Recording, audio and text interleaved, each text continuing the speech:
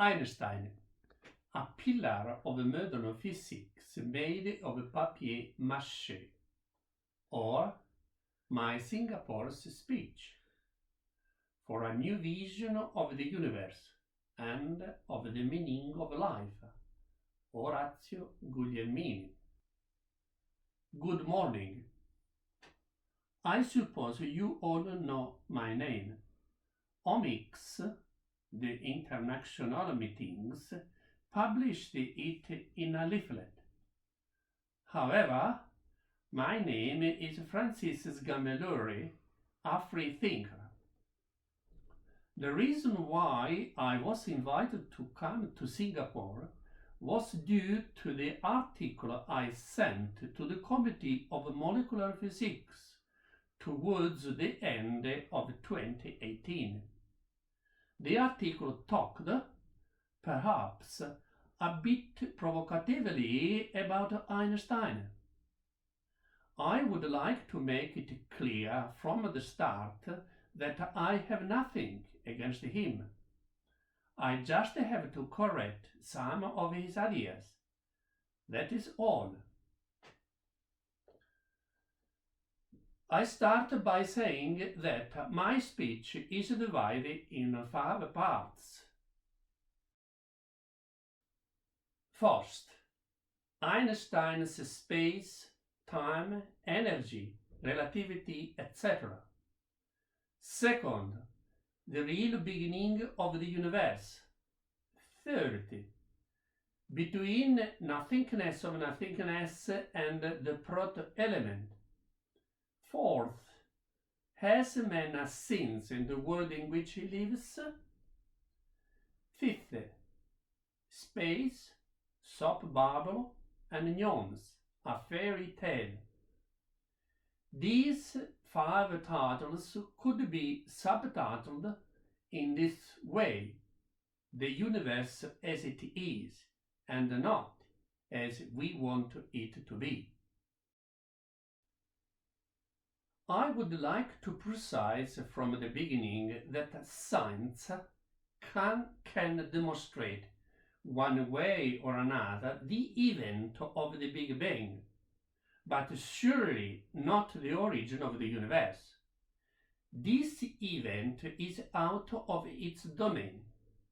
Only if it uses the existing universe, the universe we know, and adopts a logical process of induction and deduction, only like that can come close to its very origin. This is, however, the method I have adopted in this work, and I am going now to present it to you. Part 1. In this first speech about Einstein's space, time and energy, etc., I will not be exhaustive, and even if I wanted, I wouldn't be able to. I only want to underline some of his thoughts that, in my opinion, have nothing to do with science, but rather with his philosophy or his belief. Another thing I would like to say is this. Since I am not a scientist, therefore my way to describe the universe and its laws is very simple, and this means that everybody can understand what I'm talking about. I start by giving 2 examples. One has to do with the physical world, and the other with the conceptual world, or, if you prefer, one is objective and the other subjective. These 3 letters, as you see them on the screen, MID, M stands for matter, I stands for inner properties and D stands for duration. We can see them also in this way. M equals I equals D equals duration. These three words represent the totality of the universe. The totality understood in this way: birth, life, death. Now let's take Einstein's space, time and energy, and let's say that space is a concept, an invention if you want. Time is also a concept or another invention, and energy another concept. The Einstein's E belongs to his famous equation E equals mc squared. Differently said, E stands for energy, m stands for mass, c stands for celerity, or the speed of light, and the number 2 stands for squared. In short, everything is relative. Relative in the sense that things can be seen according to the moment, to the place, and in various ways by each of us. Simply put, if we make a comparison between my elementary equation, MID, and Einstein's famous equation, E equals mc squared, we see that my equation speaks about nature. Instead, Einstein's equation speaks about culture. Now let's take these three words one by one: space, time, energy, and ask, what is space? What is time? What comes first, energy or mass? Can any one of you show me space? Can you show me time? Can you show me that energy comes before mass? I will explain now in a very simple way each of these three words. Let's take the first, space.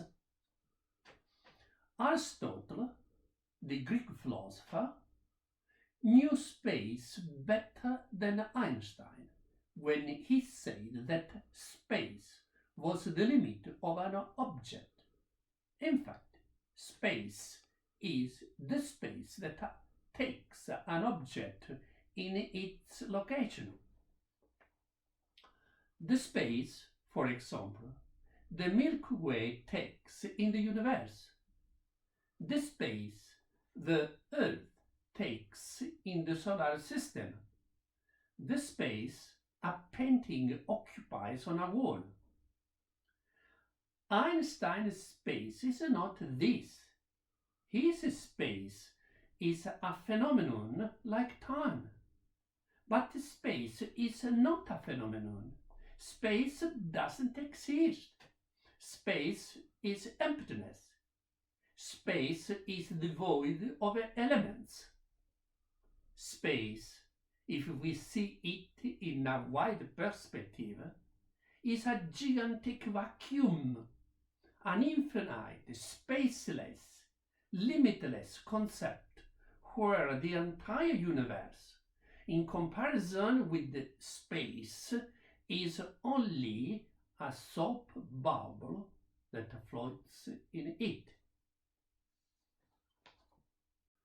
Now let's take time. For instance, if I wanted to show you an apple, I would take one from the basket you see on the screen and show it to you.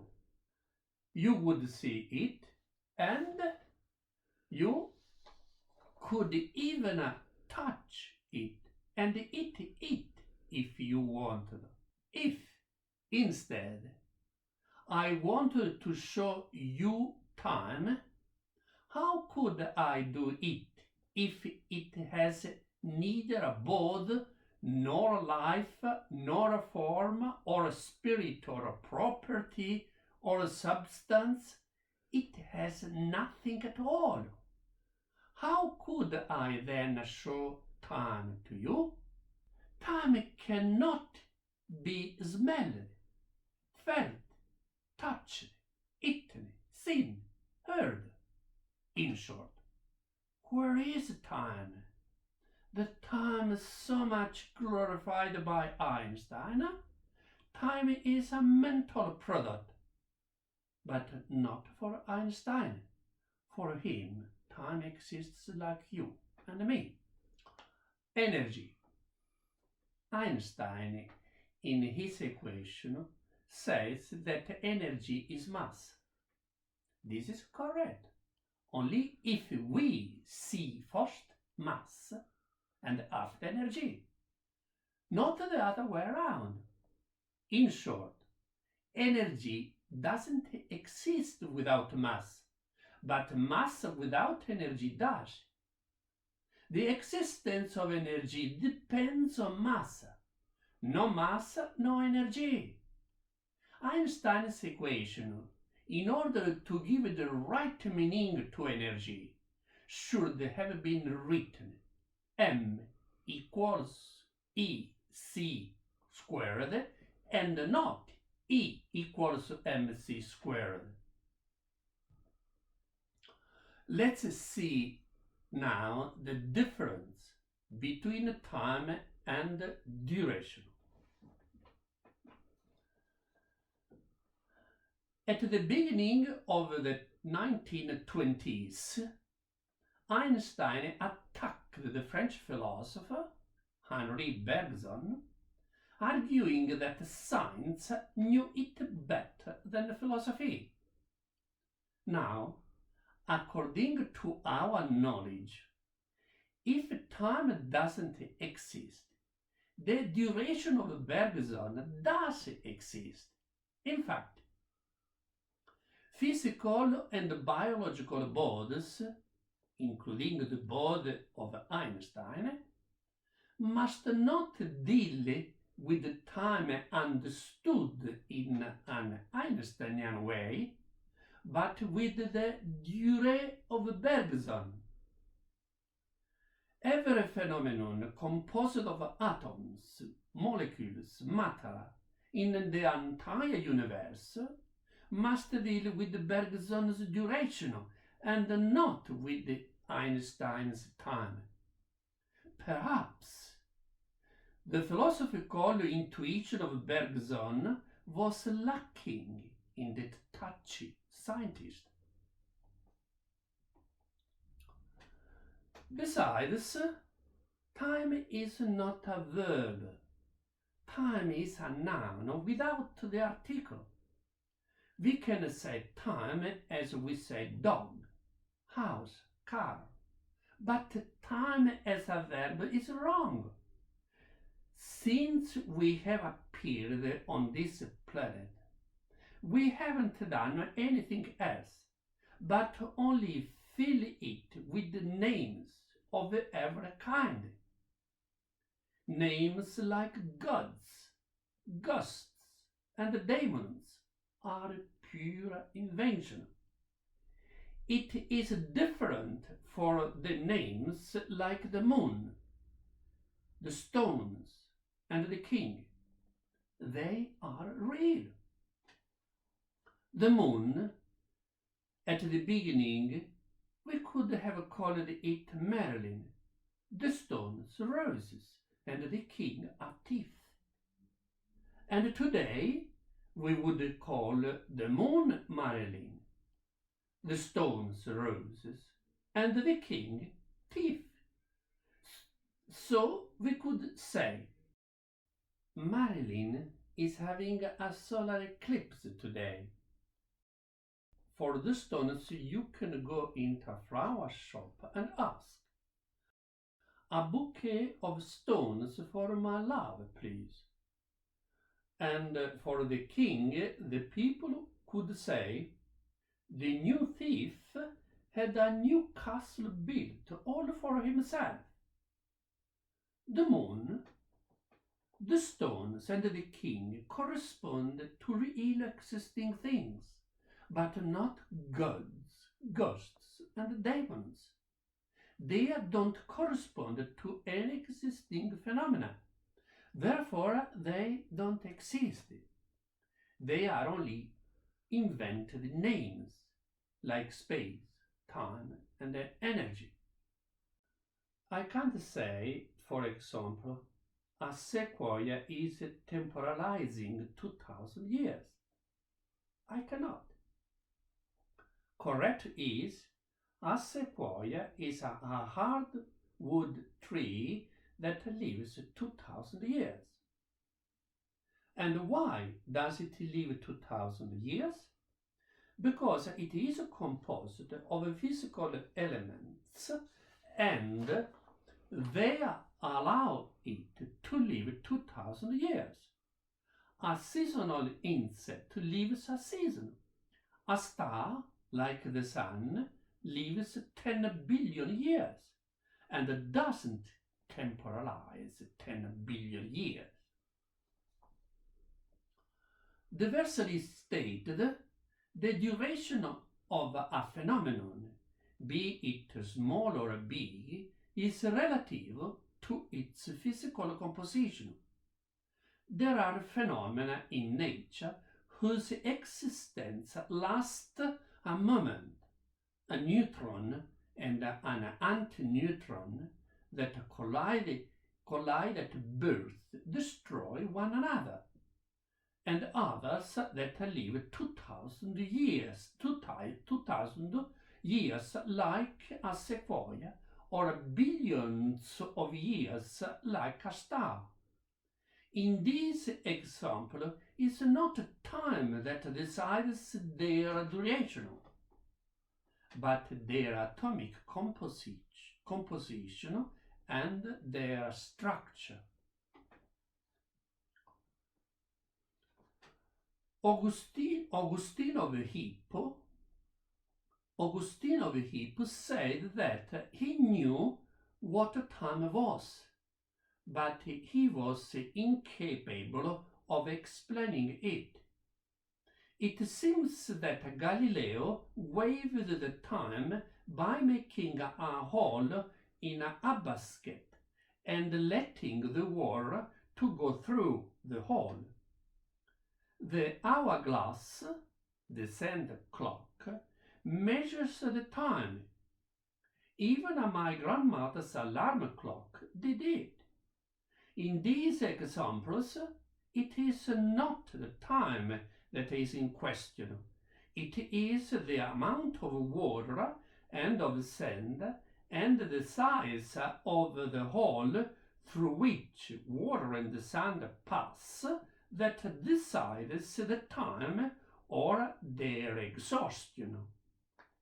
For what concerns the cogs of the crown in my grandmother's alarm clock, what decides time here is its speed.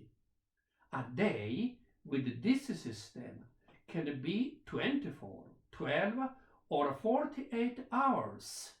Depends on the speed of the crown. What is in question in these examples are the objects and the mind of Augustine, not time itself.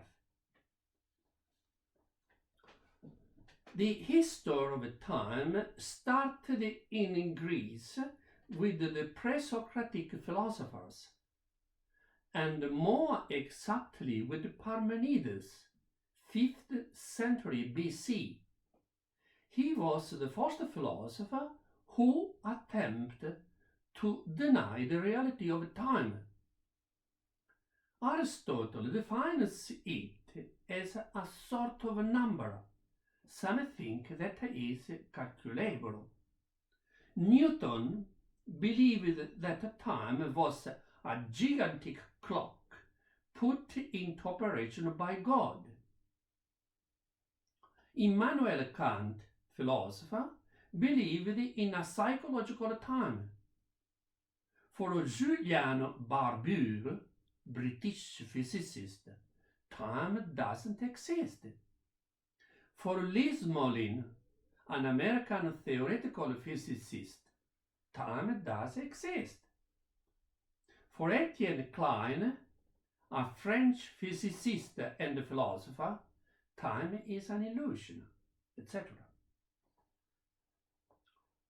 As you see, there is a lot of confusion about time. It's like love. Everyone can say what he wants. In any case, today, here in Singapore, you, the audience, and me, we are going to give not only to time, but also to space, to gravity, to energy, to space-time, and to the universe. After so many wrong things and ideas that have been said about them, we are going to give their legitimate nature and beginning. I'll stop here for now with Mr. Einstein, but I haven't finished with him yet. We'll come across his genius all throughout this speech. In the next chat, the second, I will talk about the real beginning of the universe.